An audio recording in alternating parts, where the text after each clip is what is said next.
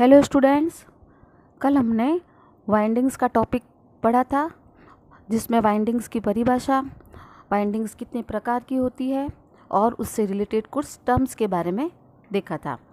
आज की क्लास में हम जो टर्म्स बचे हुए थे उसके बारे में पढ़ेंगे और जो वाइंडिंग्स ऐसी प्रकार की होती है उनके डायग्राम और उनका यूज़ कहाँ पर किया जाता है उसके बारे में आज की क्लास में अपन पढ़ेंगे।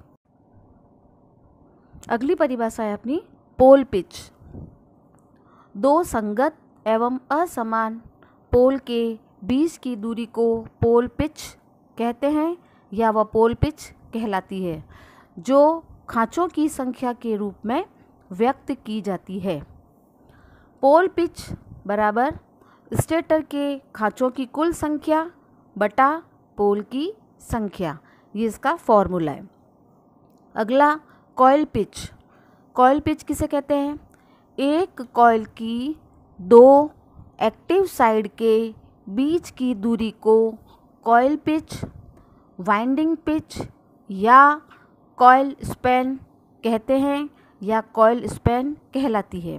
यानी एक कॉइल की जो दो एक्टिव साइड्स होगी उनके जो बीच की दूरी होगी उसे अपन कॉइल पिच, पिच वाइंडिंग या कॉइल स्पैन कहते हैं।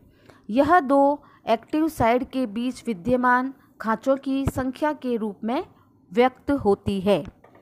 Next, pitch factor. Pitch factor coil pitch या वाइंडिंग पिच तथा पोल पिच का अनुपात पिच फैक्टर कहलाता है। यानी पिच फैक्टर बराबर पिच वाइंडिंग या कॉइल पिच बटा पोल की संख्या। यानी जो पिच फैक्टर होता है वो वाइंडिंग पिच और पोल पिच का अनुपात होगा या कॉइल पिच और पोल पिच का अनुपात होगा, उसे पिच फैक्टर कहेंगे। अगली है कॉइल ग्रुप, यानी कॉइल का समूह।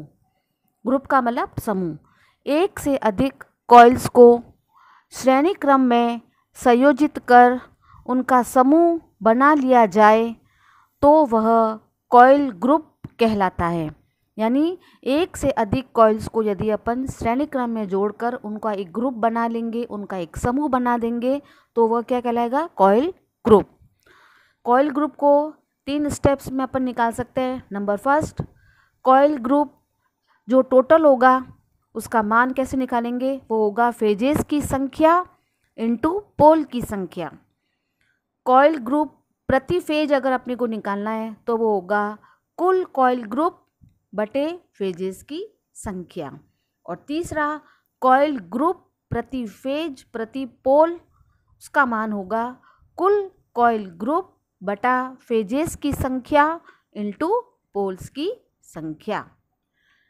अगली है अपनी full pitch winding. Full pitch winding किसे कहते हैं? जब वाइंडिंग पिच और पोल पिच का मान बराबर हो, अर्थात पिच फैक्टर का मान इकाई यानी 1 हो जाता है तो उसे फुल पिच वाइंडिंग कहते हैं। ये पिच वाइंडिंग क्या हो जाएगी? जब पोल वाइंडिंग पिच और पोल पिच का मान इकाई हो जाता है यानी 1 के बराबर हो जाएगा, उनका मान बराबर हो जाएगा, उस समय जो अपने को मान प्राप्त होगा वो फुल पिच वाइंडिंग के बराबर प्राप्त होगा। अगली शॉर्ट पिच वाइंडिंग। जब पिच फैक्टर का मान इकाई से कम हो तो वह शॉर्ट पिच वाइंडिंग कहलाती है। अधिकांश जो मोटर्स होती है उसी में शॉर्ट पिच वाइंडिंग का ही प्रयोग किया जाता है। और क्यों करते हैं शॉर्ट पिच वाइंडिंग? इसके लाभ निम्न प्रकार से होते हैं। नंबर 1, इस वाइंडिंग्स के अंतर्गत तांबे की बचत होती है जिससे I²R लॉस का मान कम हो जाता है। मोटर की दक्षता बढ़ जाती है, उसकी एफिशिएंसी बढ़ जाती है और जो वाइंडिंग्स जो अपन बनाएंगे वह स्थान को कम घेरती है। इस कारण से ज़्यादातर मोटर्स के अंदर शॉर्ट पिच वाइंडिंग का प्रयोग किया जाता है। Long pitch winding. जब पिच फैक्टर का मान इकाई से अधिक होता है तो वह लॉन्ग पिच वाइंडिंग कहलाती है। अब नेक्स्ट, पोल कनेक्शन। एक फेज के अंतर्गत एक कॉइल ग्रुप को दूसरे कॉइल ग्रुप से जोड़ने वाली लीड, लीड का मतलब एक जो तार होता है, जोड़ने वाली लीड पोल कनेक्शन कहलाती है। वापस बोल रही हूँ, एक ही फेज के अंतर्गत एक कॉइल ग्रुप को दूसरे कॉइल ग्रुप से जोड़ने वाली लीड पोल कनेक्शन कहलाती है। अगला, होल कॉइल वाइंडिंग, जिसमें प्रति फेज कॉइल की संख्या पोल्स की संख्या के बराबर हो, उसे होल कॉइल वाइंडिंग कहते हैं, या वह वाइंडिंग होल कॉइल वाइंडिंग कहलाती है। ठीक है ना, यानी जिसमें प्रति फेज कॉइल की जो संख्या होगी और पोल की संख्या होगी वो आपस में क्या होगी, बराबर होगी, तो उसे अपन क्या बोलेंगे, whole coil winding. Next, half coil winding, वह वाइंडिंग जिसमें प्रति फेज कॉइल की संख्या पोल्स की संख्या के आधे के बराबर हो, तो उसे हाफ कॉइल वाइंडिंग कहते हैं, या वह वाइंडिंग हाफ कॉइल वाइंडिंग कहलाती है। यानी जिसमें प्रति फेज कॉइल की संख्या होगी वह पोल की संख्या की आधी हो जाएगी, तो उसे हाफ कॉइल वाइंडिंग कहेंगे। अगली है सिंगल लेयर वाइंडिंग, इसे हिंदी में कहेंगे इकहरी परत वाइंडिंग। सिंगल का मतलब इकहरी और लेयर का मतलब परत, उसके ऊपर जो होती है परत चढ़ी हुई, और दूसरी होती है जो वाइंडिंग्स, उसको अपन हिंदी में बोलते हैं वाइंडिंग भी कह सकते हैं, या कहीं कहीं पर इसका जगह वाइंडिंग्स की जगह वेस्टर्न भी लिखा हुआ होता है, तो उनका मतलब एक ही होगा, उसे वाइंडिंग्स ही कहते हैं। इस प्रकार की वाइंडिंग में प्रत्येक खांचे में एक कॉइल का साइड स्थापित किया जाता है तथा उसमें कॉइल पिच का मान विषम संख्या होती है, जैसे 5, 7, 9 आदि। तो इसमें कॉइल की जो कुल संख्या होगी वह 1/2 खांचों की कुल संख्या के बराबर होगी, यानी कॉइल की जो कुल संख्या होती है वह खांचों की संख्या के आधे के बराबर होती है। अगली है डबल लेयर वाइंडिंग, जिसे दोहरी परत वाइंडिंग्स कहते हैं। इस प्रकार की जो वाइंडिंग में एक स्लॉट में 2 कॉइल साइड आती है, इस कारण से इसको दोहरी परत वाइंडिंग कहते हैं, और इसमें जो कॉइल की कुल संख्या होती है वह स्लॉट की कुल संख्या के बराबर होती है, उसे अपन डबल लेयर वाइंडिंग कहते हैं। तो ये अपने वाइंडिंग्स के जो टर्म्स काम में आते हैं उनको अपन ने पढ़ा था। अब नेक्स्ट है difference type of AC winding, यानी विभिन्न प्रकार की एसी वाइंडिंग्स किस प्रकार की होती है और इनकी आकृतियाँ किस प्रकार की होगी और इनका उपयोग कहाँ पर करेंगे, और इनके डायग्राम जो एग्ज़ाम में ज़्यादातर पूछे जाते हैं कि डायग्राम दे देंगे आपको और पूछेंगे कि यह किस प्रकार की वाइंडिंग को प्रदर्शित करती है, या यह डायग्राम किस प्रकार की वाइंडिंग को दर्शाता है। आपको ये डायग्राम देख करके पता करना पड़ेगा कि यह किस प्रकार की एसी वाइंडिंग होती है। तो ये वाला जो टॉपिक है ये अपना इम्पोर्टेंट है, इसमें से एक क्वेश्चन एग्ज़ाम में ज़रूर आएगा आपकी। तो अब टाइप्स ऑफ एसी वाइंडिंग्स, ठीक है। आकृति के आधार पर एसी वाइंडिंग निम्न प्रकार की होती है, यानी मैंने आपको बताया था कि इनकी अलग अलग शेप होती है, इनकी अलग अलग आकृति होती है।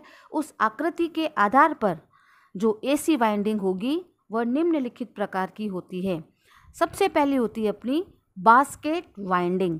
जैसा कि अपने को इसके नाम से ही पता चल रहा है, बास्केट, बास्केट का मतलब टोकरी।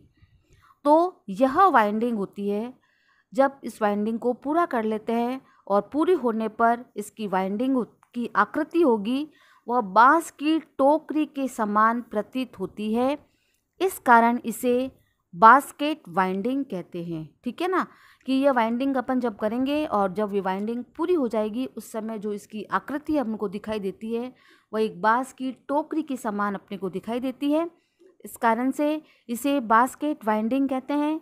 यह सिंगल, डबल लेयर 2 प्रकार की होती है तथा इसमें दोनों एक्टिव साइड एक दूसरे को क्रॉस करते हैं, इसे अपन बास्केट वाइंडिंग कहते हैं। ये देखो बास्केट वाइंडिंग का डायग्राम बनाया हुआ है, इस पे देखो ये देखो इसके अंदर ये जो इसकी जो बनावट है हमको किस प्रकार की दिख रही है, एक बांस की टोकरी के समान, यानी एक टोकरी के जैसी इसकी आकृति अपने को दिखाई देती है वाइंडिंग्स पूरी होने के बाद। इस कारण से इसको अपन बास्केट वाइंडिंग्स कहते हैं। इसमें अपर साइड और लोअर साइड दोनों साइड होती है जो इस वाइंडिंग्स के अंतर्गत आती है। सेकंड प्रकार की जो एसी वाइंडिंग है उसका नाम होता है कॉन्सेंट्रिक वाइंडिंग। क्या होगा, कॉन्सेंट्रिक वाइंडिंग। ये इसका डायग्राम बना हुआ है, इन डायग्राम को आपको अच्छी तरह से याद करना है। एक बार देखोगे तो आपको समझ में आ जाएगा कि ये डायग्राम किस प्रकार की वाइंडिंग्स का दे रखा है। और एग्जाम में आपको ये डायग्राम देके पूछेंगे कि निम्नलिखित में से ये किस प्रकार की एसी वाइंडिंग को इंगित करता है या किस प्रकार की वाइंडिंग्स को प्रदर्शित करेगा। तो इसको कौन सी कहेंगे अपन, कॉन्सेंट्रिक वाइंडिंग।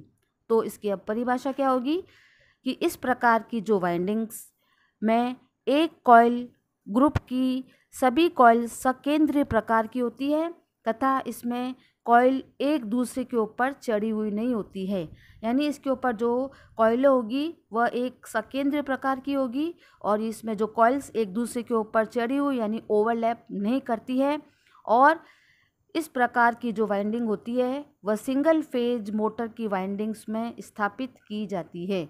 तो अगर आ जाए कि कॉन्सेंट्रिक वाइंडिंग का उपयोग कहाँ पर किया जाता है, तो कॉन्सेंट्रिक एसी प्रकार की वाइंडिंग का उपयोग सिंगल फेज मोटर्स की वाइंडिंग्स में किया जाता है। और अगर इसका डायग्राम पूछे तो इसका डायग्राम ये है।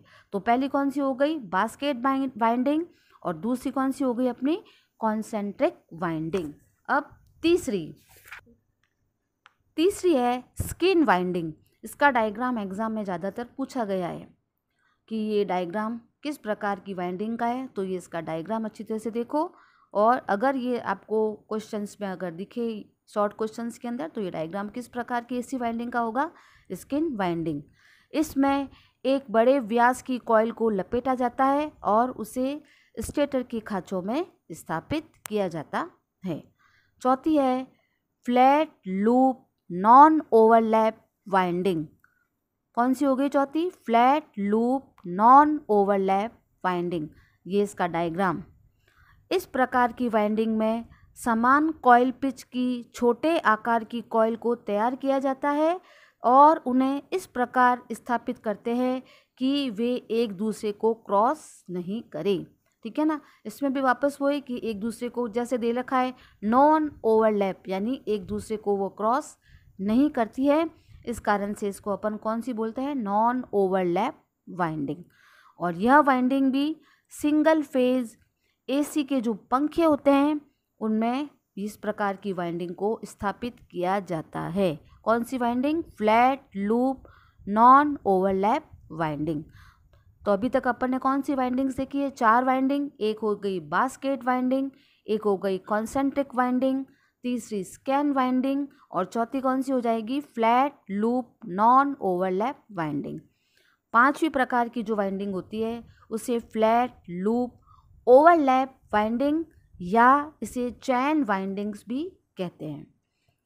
इस प्रकार की जो वाइंडिंग होती है उसका डायग्राम ये होगा और इसमें प्रति पोल प्रति फेज कॉइल की संख्या 1 से अधिक रखी जाती है और यह वाइंडिंग एक जंजीर के समान होती है।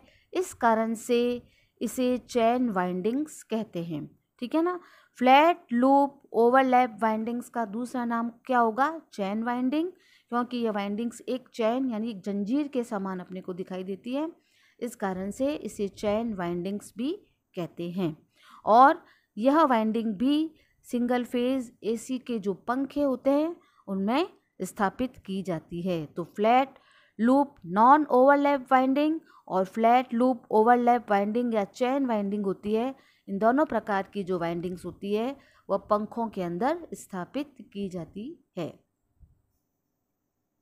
नेक्स्ट है अपनी स्क्यू वाइंडिंग। इसको क्या बोलते हैं अपन, स्क्यू वाइंडिंग। ये इस डायग्राम इसका वाइंडिंग्स का। इस प्रकार की वाइंडिंग में कॉइल के दोनों साइड छोटे और बड़े रखे जाते हैं। ये देखो, एक साइड छोटी और एक साइड बड़ी रखी जाती है, जिससे मोटर की ऊष्मा के लिए खुला स्पेस उपलब्ध हो जाता है। छोटा और बड़ा क्यों रखते हैं? ताकि मोटर के अंदर अपने को एक ऊष्मा आदान प्रदान हो, ऊष्मा को बाहर निकालने के लिए या ऊष्मा के लिए इसके अंदर एक स्पेस अपने को मिल जाता है। इस वाइंडिंग्स का जो उपयोग होगा वह उच्च वोल्टेज पर कार्यरत मशीनों में किया जाता है। ठीक है ना। यह वाइंडिंग कहाँ पर की जाती है यूज़, और इस प्रकार की वाइंडिंग को कहाँ पर स्थापित करते हैं? जो हाई वोल्टेज के ऊपर मशीनें कार्यरत होती है उसमें इसका प्रयोग किया जाता है। 7th होती है वो होती है डायमंड कॉइल वाइंडिंग। डायमंड का मतलब हीरे आकृति की, यह आकृति होती है, ये देखो हीरे की आकृति की डायमंड कॉइल वाइंडिंग। इस प्रकार की वाइंडिंग्स में जो कॉइल की आकृति होती है वह हीरा आकृति अर्थात षटभुजाकार प्रदान की जाती है। इस कारण से इसको डायमंड कॉइल वाइंडिंग कहते हैं और यह वाइंडिंग अधिक स्थान घेरती है और इसका उपयोग भी हाई वोल्टेज पर कार्यरत मशीनों में किया जाता है, या इस प्रकार की जो वाइंडिंग होती है वह हाई वोल्टेज पर कार्यरत मशीनों के अंदर किया जाएगा। लास्ट है इनवॉल्यूट कॉइल वाइंडिंग, ये इसका डायग्राम। इस वाइंडिंग में पहले डायमंड आकृति की कॉइल स्टेटर की खाँचों में स्थापित करते हैं और उसके बाद उसे आयताकार आकृति प्रदान कर दी जाती है। इसे इनवॉल्यूट कॉइल वाइंडिंग कहते हैं और यह वाइंडिंग अधिक स्थान घेरती है और इसका उपयोग भी उच्च वोल्टेज पर कार्यरत मशीनों में करते हैं। देखो अभी मैंने आपको different types of AC windings के बारे में आपको बताया था।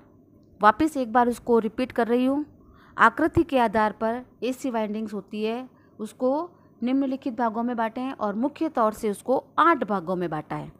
पहला होगा बास्केट वाइंडिंग, दूसरी होती है कंसेंट्रिक वाइंडिंग, तीसरी skin winding, flat loop non overlap winding, flat loop overlap winding या chain winding, skew winding, diamond coil winding और इनवॉल्यूट कॉइल वाइंडिंग। इन वाइंडिंग्स के नाम आपको अच्छी तरह से याद रखने हैं और आज का वीडियो यहीं पर समाप्त करती हूँ।